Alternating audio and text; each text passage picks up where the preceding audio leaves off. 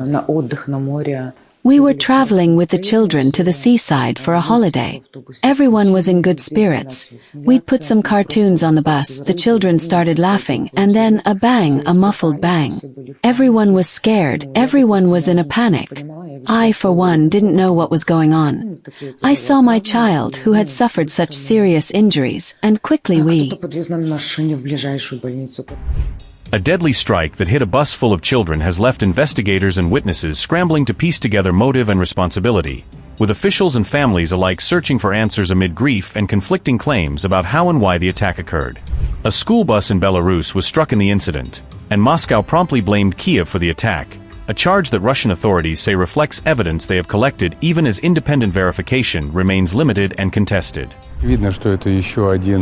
The claim that Ukraine had nothing to do with what happened is an outright lie. These are malicious propaganda efforts, in the worst sense of the word, by the Kyiv regime. It is safe to assume that European capitals will once again turn a blind eye to this tragedy. Kyiv has denied the allegation, insisting Ukrainian forces do not target civilians, while both sides publicly maintain that civilians were not intended targets. Statements that underscore the fog of war and the fierce information battle surrounding responsibility for the strike. In response to the deadly incident, Russian authorities launched a terror investigation, opening criminal inquiries and promising to pursue those they hold responsible, a move that will likely deepen diplomatic tensions and prompt demands for independent scrutiny. Russia said a drone strike hit a bus carrying Belarusian children on June 17, an allegation Moscow announced publicly as officials scrambled to document the incident and to marshal evidence linking the attack to hostile actors. The acting Bryansk governor said the bus had been transporting a soccer team from Belarus to Russia, describing the group as young athletes and staff whose journey was abruptly and tragically interrupted by the reported strike. The incident occurred in Russia's Bryansk region, a border area that shares a frontier with Ukraine, a geographic detail Moscow emphasized while framing the episode within the broader security tensions along the contested border. Russia's foreign ministry condemned the event as another monstrous crime, using strong diplomatic language to denounce the attack, to demand accountability, and to rally domestic and international outrage against those it accused. Russian officials reported that one person was killed in the attack and that 8 others were wounded, including children, details they released as they called for investigations and portrayed the strike as a grave harm to innocent civilians. It is clear that this is yet another utterly inhumane act of terrorism. It is clear, even at this stage, before the investigation has taken place, that this was a targeted attack. Drone operators can see perfectly well where they are striking. It was not a military vehicle. It was a bus carrying civilians. In this case, children. So this is yet another crime committed by the Kyiv regime. Our investigative committee is currently conducting an investigation and has already begun its investigative work. In the course of this investigation, the country of origin of this drone will be determined. Well, there is no doubt whatsoever as to who is behind this. What are the response measures? The response measures are the continuation of the special military operation, with the aim of protecting our country and our people from such terrorist atrocities. The claim that Ukraine had nothing to do with what happened is an outright lie.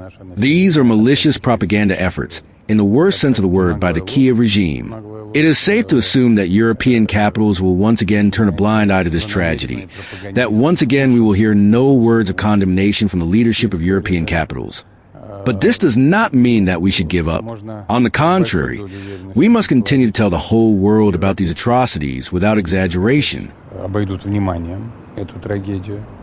The Ukrainian General Staff stated that its forces did not deploy UAVs in the Bryansk Oblast, a denial intended to refute Russian claims and to clarify Kyiv's operational posture in that border area amid competing narratives.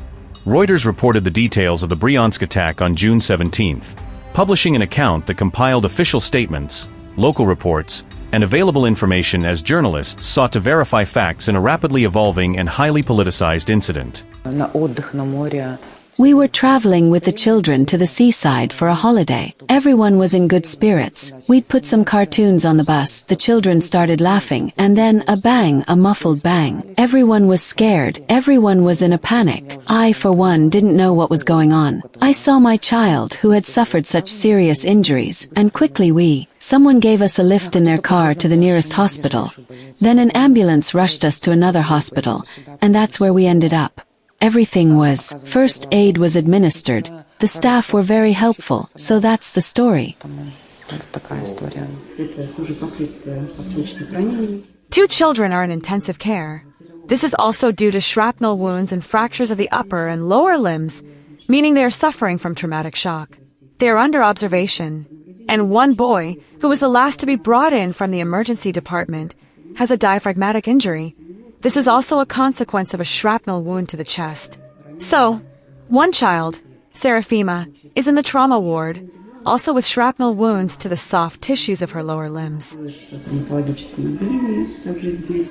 A Belarusian minister reported that 2 Belarusian nationals were in serious condition following the strike, information that Minsk released as it coordinated medical care and monitored the recovery prospects for those critically injured.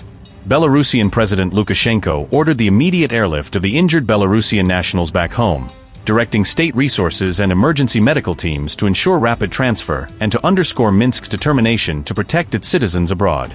Belarus has demanded complete explanations from Ukraine over the incident, a formal diplomatic request framed by Minsk is necessary to establish facts, assign responsibility, and seek accountability for the harm suffered by its nationals.